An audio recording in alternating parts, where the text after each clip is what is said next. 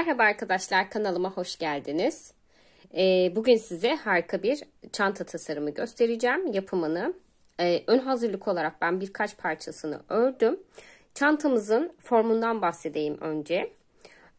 Çantamız arkadaşlar 6 tane bu şekilde öreceğimiz şeritlerden ve bir tane halka tabandan, daire tabandan oluşuyor. Çantamızı 3 öne 3 arkaya olacak şekilde ben 5 parçasını ördüm. Bir parçasını sizle örmek için bıraktım. Şu şekilde 3 parçasını bir halka taban üzerine oturtacağız. Ondan sonra birleştirmesini farklı bir şekilde yapacağım. Bunun tasarımı tamamen bana ait arkadaşlar. Yani aslında benim kanalımın amacı çanta şeyi değil ama baktıkça bakası geliyor insanın, yaptıkça da yapası geliyor. Kendimi alıkoyamıyorum yeni bir şeyler denemekten ve size göstermekten. İnşallah faydası olur ve birçok Tanya'nın çantası gibi birçok yerde paylaşılır. Çok memnun olurum, çok mutlu olurum hatta. Şimdi arkadaşlar nasıl yaptığımdan bahsedeyim. Aslında oldukça basit. 15 tane sık iğne üzerine 1, 2, 3, 4, 5, 6, 7, 8, 9, 10, 11, 12, 13, 14, 15, 16, 17, 18 tane çift, 18 çift sık iğne örerek. Çiftten kastım arkadaşlar, şöyle yakın göstereyim nasıl sayıyoruz. Şu bir kere gidiyoruz, bir kere de geliyoruz. Bunu bir çift olarak düşünürseniz şu blok sayıyorum 18 tane. Yani 1, 2, 3, 4, 5, 6, 7, 8, 9, 10, 11, 12, 13, 14, 15, 16, 17, 18, 19, 20, 21, 22, 23, 24, 25, 26, 27, 28, 29, 30, 31, 32, 33, 34, 35, 36 tane sıradan oluşacak. Bunun büyüklüğü tamamen yine size kalmış arkadaşlar. Ben kendim yine kullanmak için, satış amaçlı değil, kendim kullanmak için kendim sevdiğim boyutta olarak tasarladım. İlk başta tabi bu bir proje ürünü şu an için. Bir önce yaptığım yok. Direkt sizle yapıyorum. Aklımdaki olanı direkt yansıtacağım ve sonucunu göreceğiz. Aklımda bir tasarım var. Yavaş yavaş bitmiş halini göreceğiz. Ki kapak fotoğrafında bitmiş halini görüyorsunuzdur umarım şimdi. Bir aksilik olmazsa yani. Şimdi böyle 6 parça. Siz tabii ki bu 15-15 ayarladım ben başlangıcını. Tabanını ona göre bir büyüklükte yapacağım. Yani ben 15,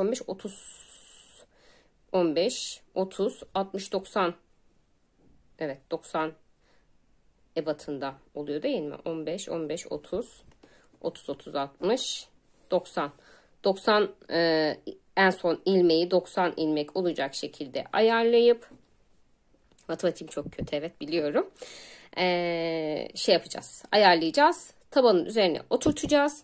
Bakalım şeyi yapalım. Son bir parçayı beraber yapalım. Bitmiş halini, birleştirmesini de göstereceğim size. Aşama aşama gidelim. Şimdi ipimden bahsetmek istiyorum arkadaşlar. İpliğim bu arada bir önceki tasarımlarda da kullandığım ipliğim Best Textile'e ait arkadaşlar. O yassı modeliydi. Bu birazcık daha halka pamuk. Diğerleri polyester gibiydi. Bu birazcık daha karışımı farklı ama örmesi inanılmaz derecede güzel ve çok şık bir ip. Ben çok beğendim. Sayfayı etiketleyeceğim aşağıda. Sipariş etmek isterseniz kesinlikle %100 ben kefilim, güvenebilirsiniz. Zaten imalatçı bir firma. %100 uygun fiyatla alabileceğiniz, iplikleri alabileceğiniz bir firma.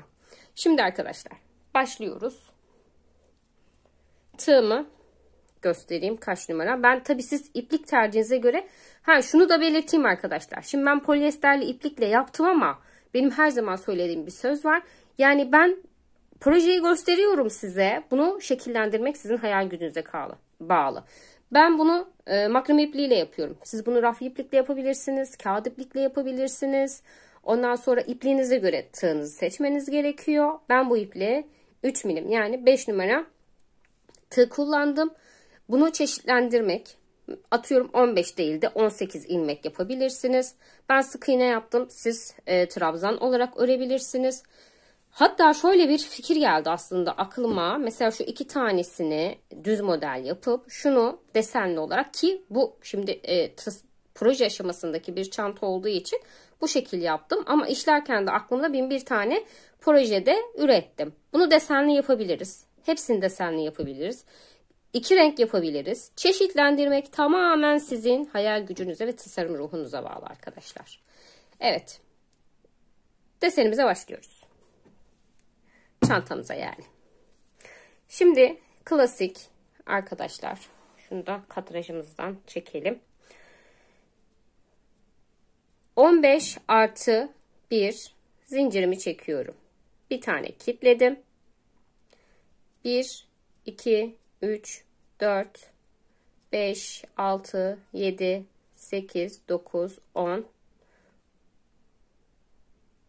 11, 12, 13, 14, 15. 15 tane zincirimi çektim.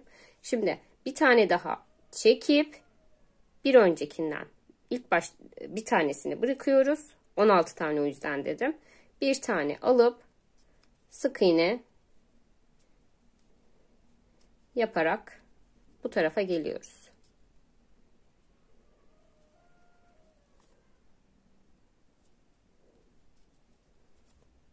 Hayda.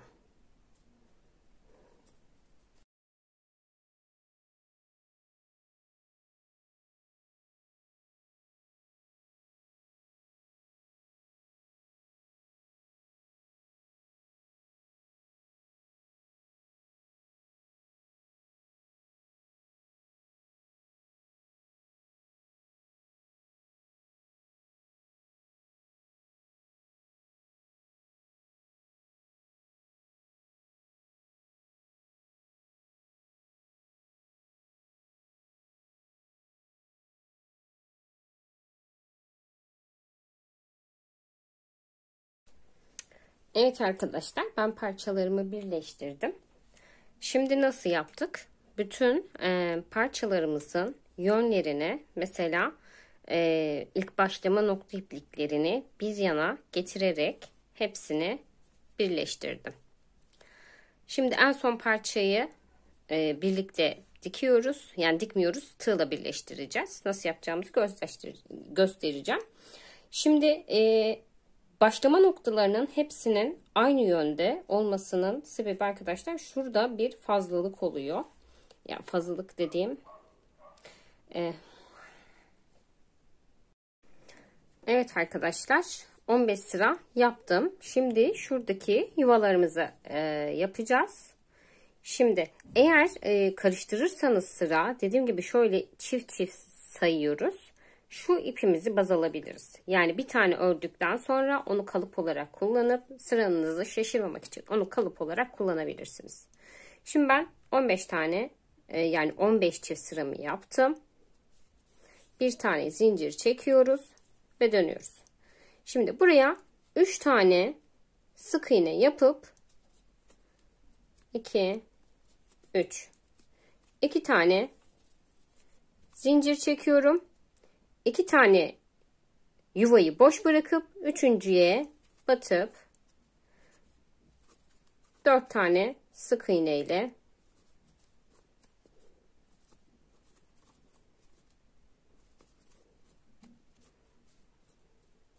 dört tane daha sık iğne yaptım. 2 tane zincir çektim. 2 tane yuva boş bıraktım. 4 tane.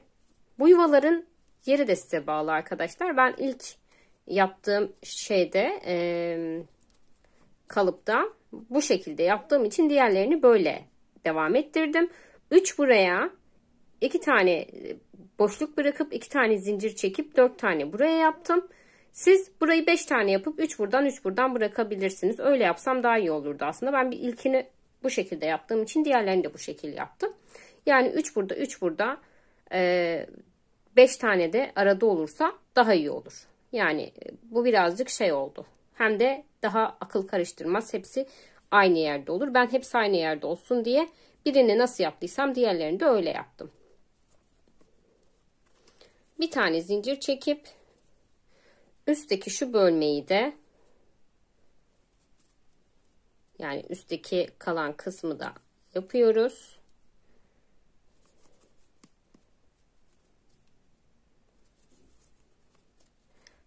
Yuvalarımızın içine 2 tane zincir yapmıştık. 2 tane sık iğne yapıyorum.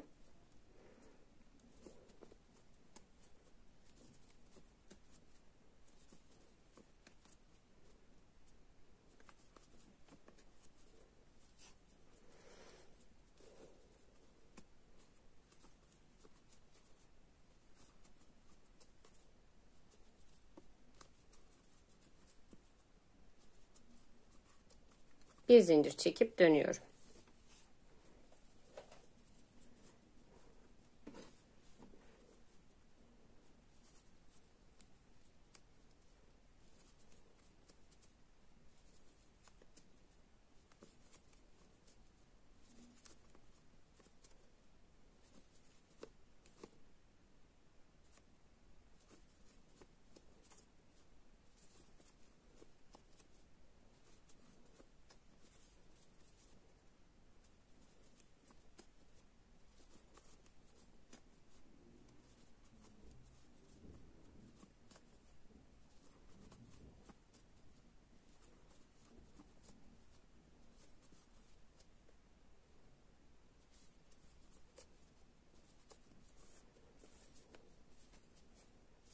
Gayet tok ve güzel duruyor.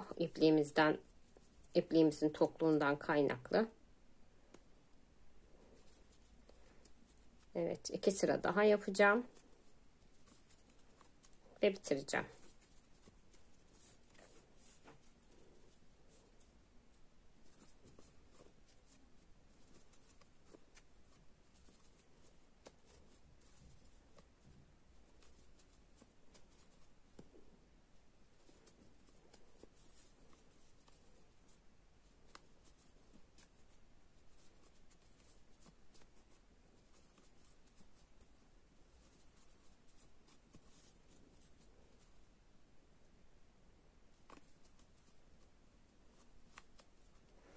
Şuraya 1, 2, 2,5 tane, yani 1, 2, 3, 4, 5 sıra yapmışım. Döndüm. Yani 1, 2, 3, 2 sıra daha yapacağım.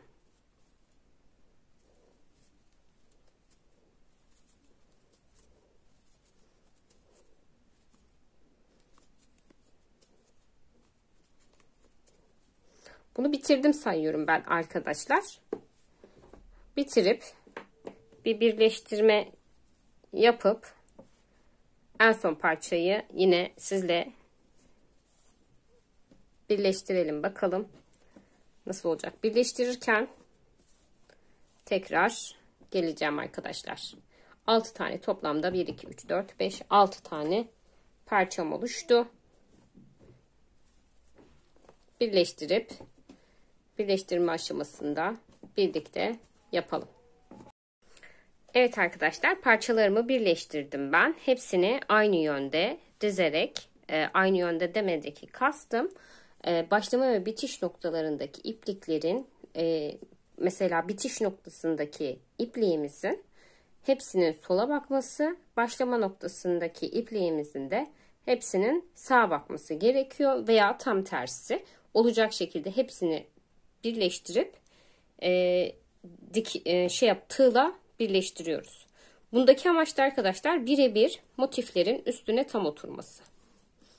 Yani yönleri farklı olduğu zaman birebir olmayabilir. Direkt üstlerinin, bakın şuradaki şu hattaki bütün çizgiler hepsi üst üste olacak. Ne alttan ne üstten bir milim bile kaymayacak bu sayede. Şimdi nasıl birleştiriyorum? Şu şekilde iki motifimi tuttum.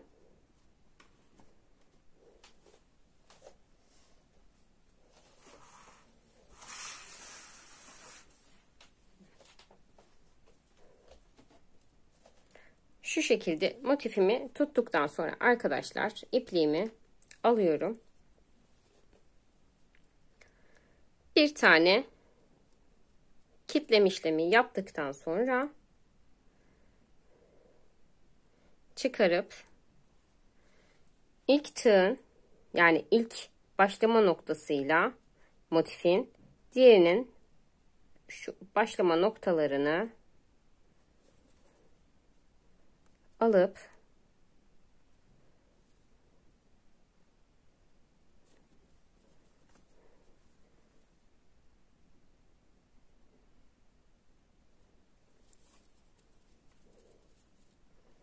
içinden geçiriyorum. Şu ipliğimizi arada saklayacağız. Ve bir tane zincir çekerek kilitliyorum. Şimdi buradaki ipliğim oldu. Bunları arada saklayacağım. Şimdi bir tane zincir aldım. Arkadaşlar, birleştirirken püf noktası. Şu çift demiştim ya, bakın şuradaki ile şuradaki motifin aynı noktalarına batmamız gerekiyor birleştirirken. Eğrilik olmasın. Şimdi şuradaki noktanın orta noktasına batıp diğer kısımdan da şu noktada orta noktaya batıyorum. Bunları araya alıyorum. Bir tane ilmek alıp çekip sık iğne olarak örüyorum. Bir tane zincir çektim.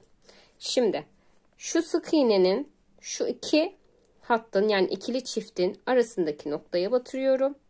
Arkadan da aynı noktaya batıyorum. Yani aynı noktadan çıkıyorum.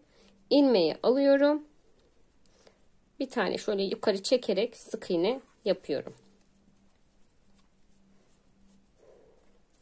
Bir tane zincir çekiyorum. Yine şu nokta, bakın referans noktanın şurası, tam orta noktasından batıyoruz. Aynı şekilde diğer motifin de aynı kısmına batıp bir tane ilmek alıp biraz çekeceğiz. Sıkı olmasın buraya, çünkü ekstra bir desen yapacağız. Sık iğne yaptım. Bir tane zincir çektim. Şimdi şu aradaki boşluğa battım. Diğer kısımdan da oraya battığımdan emin olduktan sonra arkadan sürekli kontrol edeceğiz. Aynı noktalara batıyor muyuz diye arkadaşlar. Orta noktaya battım. Buradan da orta noktadan çıktım. Kontrol ediyoruz ki desenimizde, motiflerde, yani desen diyorum sürekli, motiflerde kayma olmasın birleştirirken. Mantık olarak bu şekilde birleştirdim arkadaşlar. Bu şekilde birleştirmemin amacı buraya bir atraksiyon yapacağım. Şuralara bir motif, desen gibi bir şey yapacağım.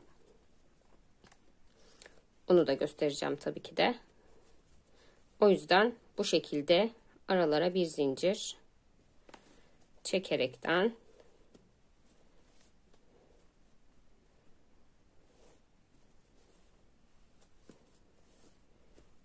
iki motifi birbirine birleştiriyoruz.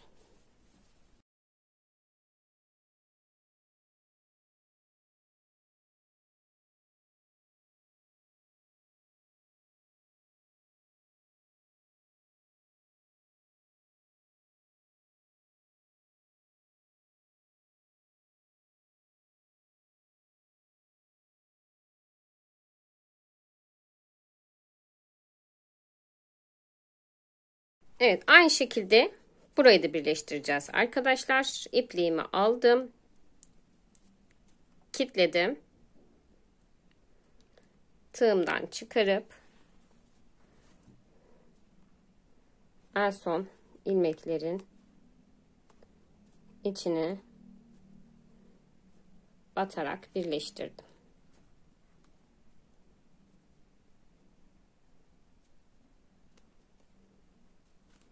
Bir tane zincir atarak orta noktalarından, yine her iki taraftan da kontrol ediyoruz aynı noktalara battığımızı. Şu iki nokta, şu iplerimizi arada gezdirelim. Bir tane zincir çekiyorum. Şimdi şuradaki aradan batıyorum. Diğer taraftan da aynı noktadan çıkıyorum.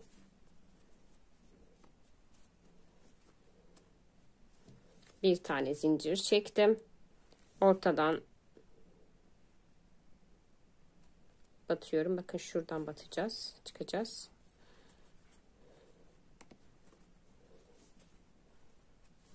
Bir tane zincir çektim. Aradan battım. Bir tane zincir çektim. Yine ortadan, diğerinin ortasından. Bu şekilde sıra başına kadar geliyorum arkadaşlar. Sonra halkamızı oluşturacağız. Tepe noktamızın halkasını oluşturacağız. Toplamda 60 tane olacak şekilde ilmek hazırlayıp burayla birleştireceğiz. Sonra fırfırlarını ekleyeceğiz. Burayı birleştireyim ben. Tabanını birlikte yapalım yine. Evet, sonuna geldik arkadaşlar. Gördüğünüz gibi hiçbir diş atlama yok. Tam ucu ucuna denk geldi. Son noktamdan da birleştirdikten sonra bitiş noktasındaki başlangıç zincirlerinin, yani baştaki zincirlerimizin içine batıp oradan da bir ilmek alarak birleştirmemi tamamlıyorum. Bir tane zincir çektim ve ipliğimi kesiyorum.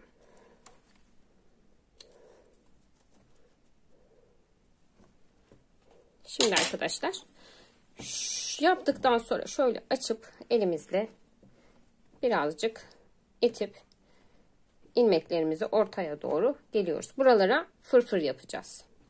Şimdi çantamız genel olarak kalıbı bu şekilde olacak. Şöyle üçlü. Burayı da birleştireceğim ben şimdi. Çantamızın ebatı yaklaşık, benim ellerim küçük. Benim elimi baz almayın. 2 karış metrem yok burada. En sonunda ölçeriz. Yani genel olarak böyle olacak. Şimdi altına yuvarlak bir taban oluşturacağım ben arkadaşlar. Klasik bir sık iğne ile yaptığımız taban, ama bilmeyenler için onun da başlamasını göstereyim. Normal sihirli halka üzerine. Yani taban arkadaşlar klasik bildiğimiz yuvarlak bir motif. Yine de ben bilmeyen arkadaşlar için bir sihirli halkanın içine 6 tane sık iğne yaparak birleştiriyorum. 1 2 3 4 5 6 1 2 3 4 5 6 yaptım. Kaydırma tekniğiyle birleştiriyorum. Evet. Ortamızı iyice çekip kapatıyoruz arkadaşlar. Şimdi bir tane zincir çektim ve her ilmeğe 2 tane batarak ilmeğimi 18'e çıkartıyorum. Yani nokta sayımı 18'e çıkartıyorum. 1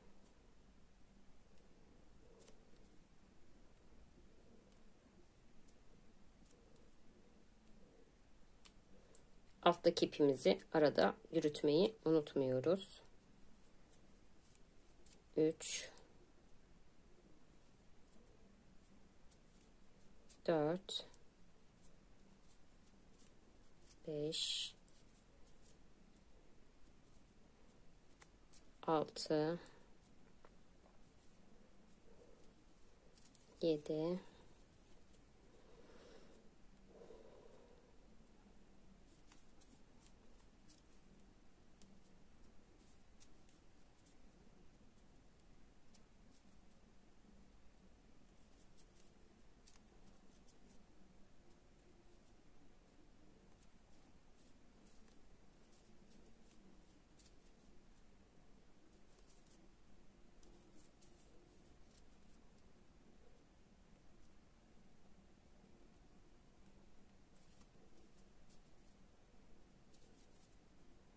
Evet.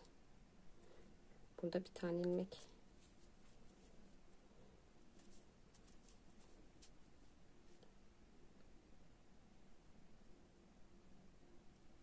On iki tane ilmeğimi yaptım arkadaşlar. Kaydırma yöntemiyle birleştirdim. Bir tane zincir çektim. Tabanın arkadaşlar şimdi bir çift bir tek olarak devam ediyoruz. Zincir çektiğim yere bir tane yanına batıyorum. Bir tane çiftli yapıyorum. Bir tane tekli yapıyorum. Bir tane çiftli yapıyorum. Bir tane tekli. Bir tane çiftli.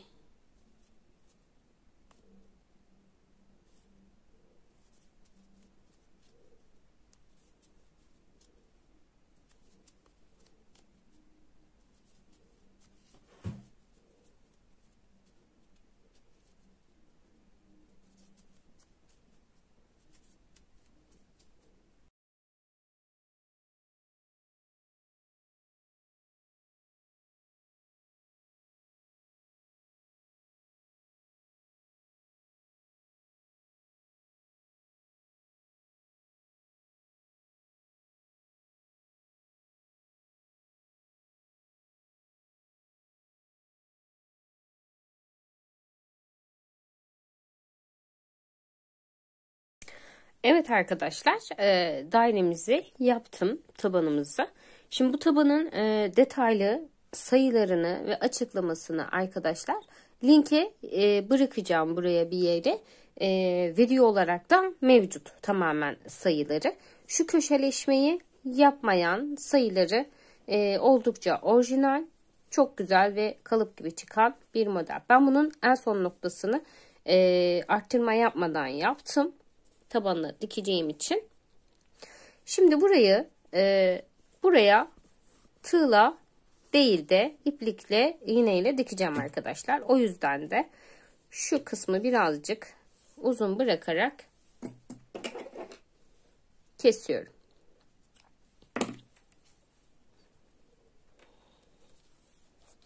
Kılavuz ipliğimi de artık çıkarabilirim.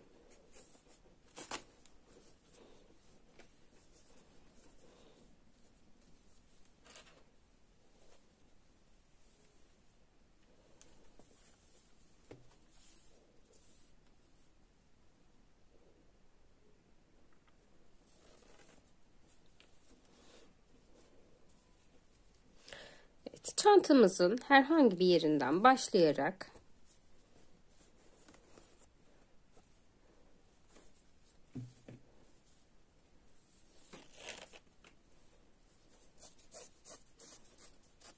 burayı çıkarmayı unutmuşum.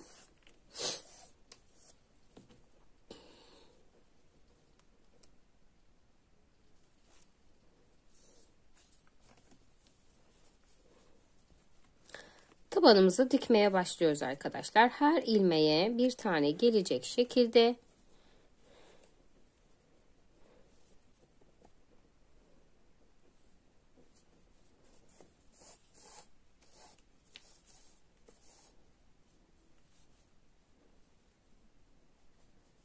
şu şekilde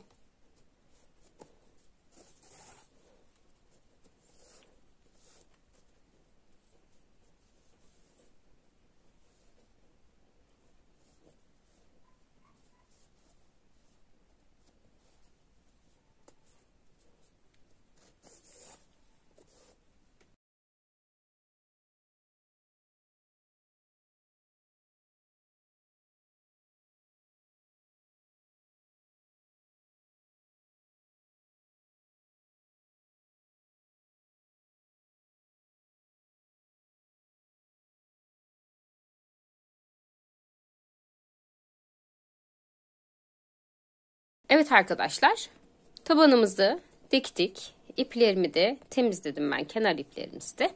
Şimdi süslemeye geçiyoruz. Esas çantanın ana noktasını, yani göz alıcılığını veren de bu süsleme kısmı. Şimdi şu birleştirme noktalarını şu şekilde yapmamızın bir amacı var demiştim.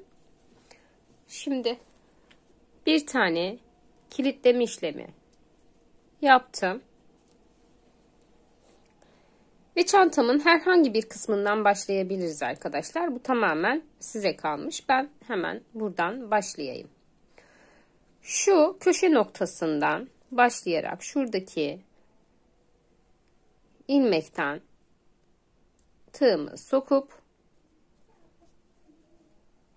komple bir sıra ikili trabzan öreceğim.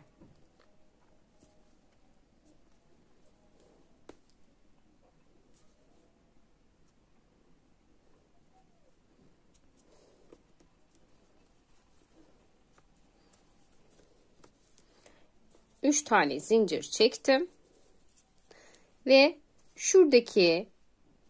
şuradan şu kısma kadar tekli trabzan öreceğim. Tekrar dönüşte trabzanlarımızı örerek devam edeceğiz. Her bir ilmeğin içine bir tane ikili trabzan.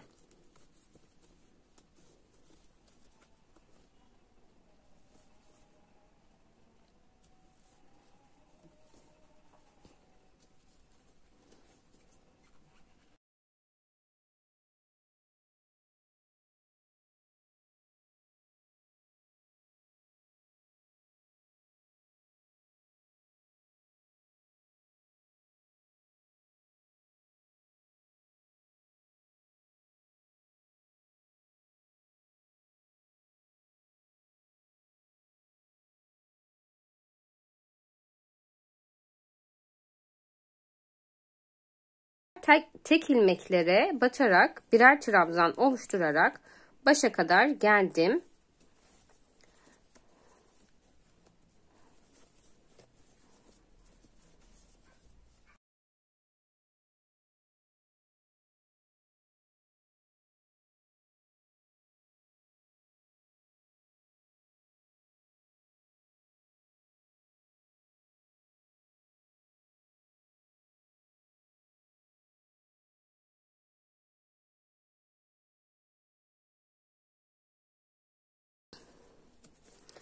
Evet arkadaşlar, sıra sonuna geldim. Son ilmeğimi de attıktan sonra ne yapacağımızı açıklayayım, ben söyleyeyim. Şimdi her bir kenarımıza şu şekilde bırakayım. İkili trabzan yaptıktan sonra ama şu şekilde çalışacağız. Mesela devamlılığı ve o sonda göstereceğim efekti vermek için her defasında zeminden başlayıp burasıyla birleştirip buraya geleceğiz. Zeminden başlayıp buraya geleceğiz. Zeminden başlayıp her bir yere, her bir karemize, yani dikdörtgenimize pardon, bunu uygulayacağız. Buradan başlayıp buraya doğru gideceğiz.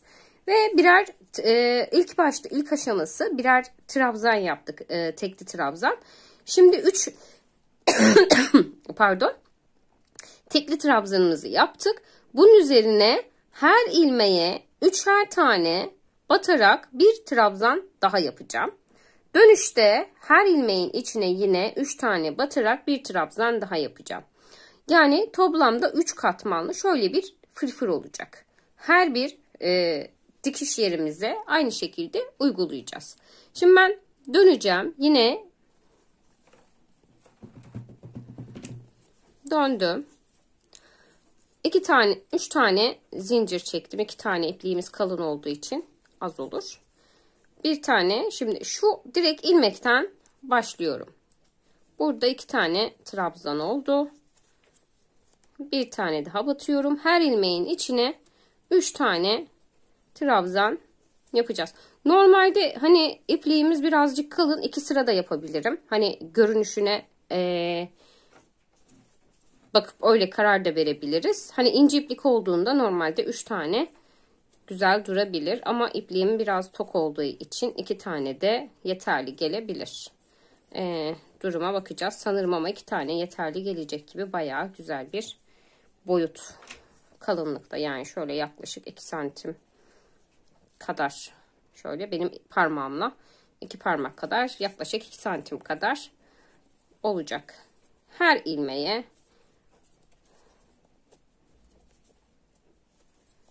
üç tane trabzan, her trabzanın başına 3 tane,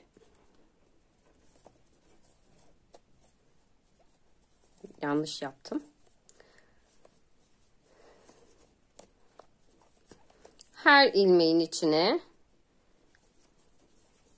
3 tane trabzan yapacağım arkadaşlar.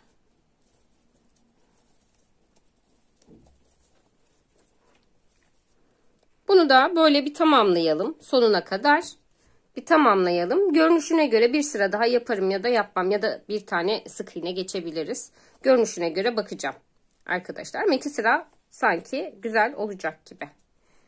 Ben başına kadar yapayım, geleyim.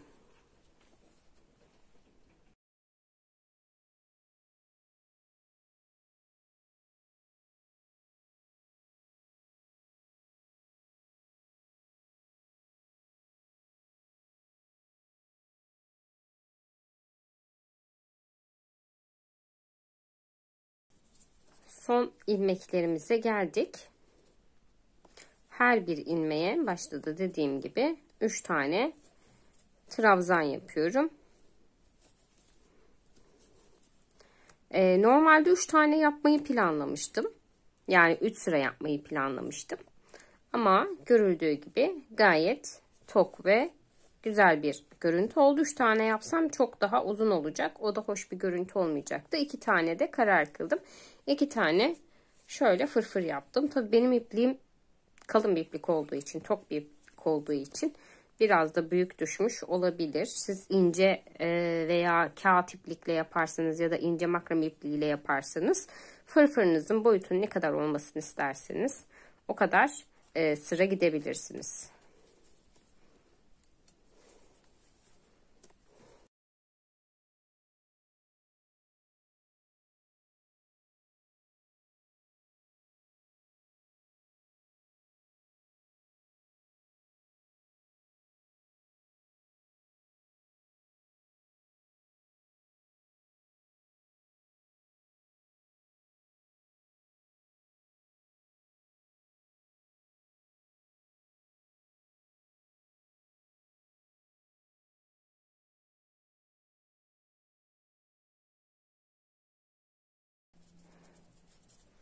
Şu şekilde olacak arkadaşlar. Şimdi bu sıraya geçtik. Bu sırada yaparken yine buraya geleceğim. Bu kısımla birleştireceğim. Yani şuraya da bir tane ilmek batacağım. Sonra burasıyla devam edeceğim arkadaşlar. Yani her birisi bu şekilde ve bu şekilde gidecek sıralarımız.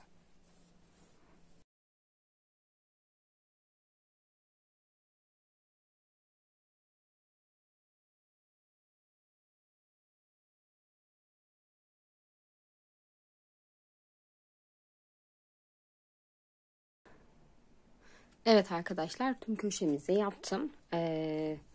Şu şekilde fırfırlı oldu. Dediğim gibi 2 kat sırayla da gayet ipliğim tok olduğu için gayet de güzel oldu. Son sırayı yine tek kat trabzan yapıp şimdi her ilmeğe son köşemi yapacağım.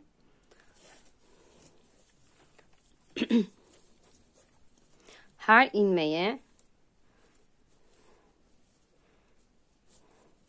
3 tane trabzan yaparak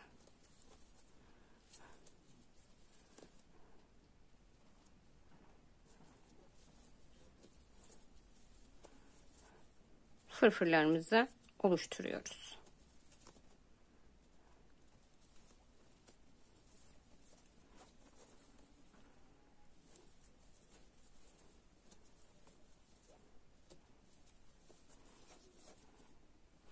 Her ilmeğimizin içine 3 tane trabzan örüyorum. Bunu yine sıra sonuna kadar yapıp kordon yapımına geçeceğiz arkadaşlar. Bu şekilde. Evet arkadaşlar, çantamızın fırfırları bitmiş durumda. Şimdi kordon yapımını göstereceğim size.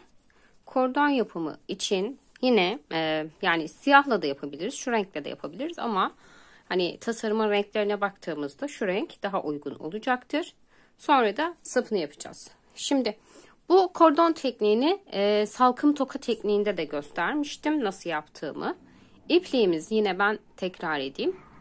İpliğimizi belli bir oranda şöyle aşağı doğru sağdım. Şu ipliğimizin uç kısmı, şu da yumağımıza bağlı iç kısmı. Şimdi ipliğimi yumağıma bağlı kısmı aldım. Bir tur çevirdim. Bir tane zincir atıp kilitledim.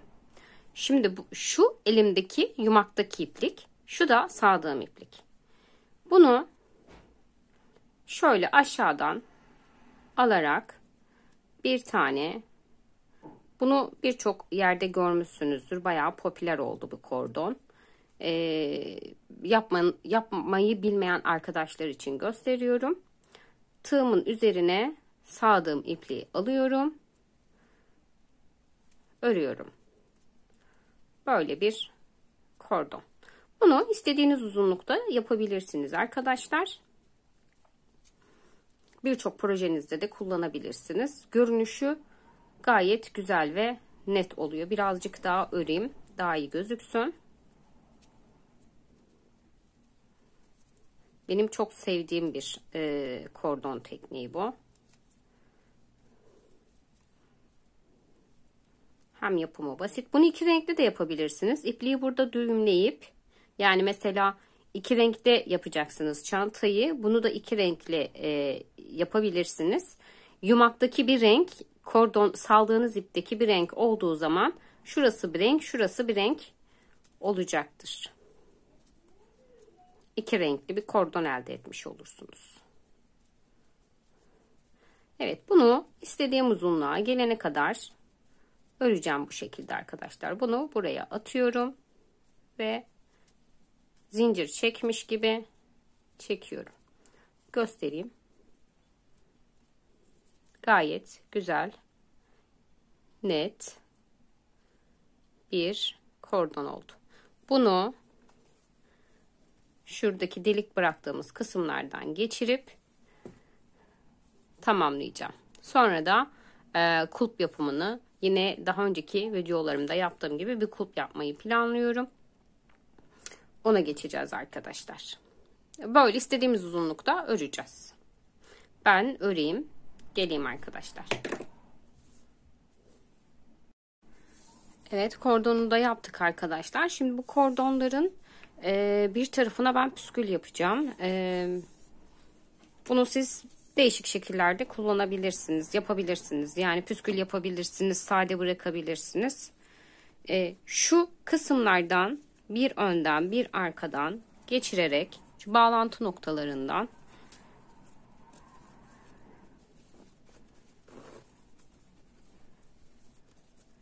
kordonumu geçiyorum. Şimdi ben buna bir sap yapacağım. Bunu geçirdikten sonra ve şu uzunlukta bırakmayı planlıyorum.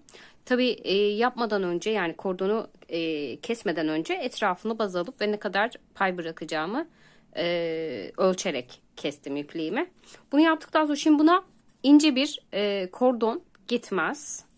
Kalın bir kordon yapacağım. Daha önce paylaştığım linklerde öyle bir kordon yapacağım ve etrafına ters sık iğne ile şu renkten bir sık iğne yapacağım.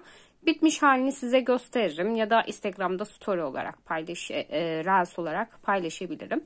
Çantamın genel hatları böyle olacak. Bitirdikten sonra, tamamen bitirdikten ve süslemelerini yaptıktan sonra, yani püskülünü veya buraya farklı bir şey de yapabilirim. Şu an için bilmiyorum. Nasıl gözüme hoş gelirse öyle yapacağım. Kordonunu da yaptıktan sonra, dediğim gibi kordon önceki videolarımda mevcut veya siz istediğiniz şöyle bir kordon da yapabilirsiniz. Bu da çok zarif durur. Onu da göstereyim. Daha önce yaptığımız çantada şunu şöyle çekeyim. Şöyle bir kordon da buna güzel durur. Yani zayıf bir kordon olmaz ama ben şerit halinde, önceki sorularda burada son çıkan kutucuklara linkini koyacağım. O kordondan yapacağım ben. O sanki daha uyumlu olur bundan ziyade. Ama siz tabii bundan da yapabilirsiniz arkadaşlar. Şimdi ben kordonunu da yapayım arkadaşlar. Kordonunu göstermeyeceğim çünkü daha önceki yaptığım videolarda var. Şeyini geçireceğim. Kordonunu geçireceğim. Çantayı bitirdikten sonra son bir veda konuşmasıyla geleceğim. Evet arkadaşlar, çantam bitti. Şu şekilde kordonumuzu geçirdim. Şöyle püsküller yaptım. Ahşap boncuklar ekledim. Şöyle bir düğüm attım. Yapmasanız da olur. Yani daha sade olsun isterseniz. Şu şekilde bir çanta oldu. tabanı.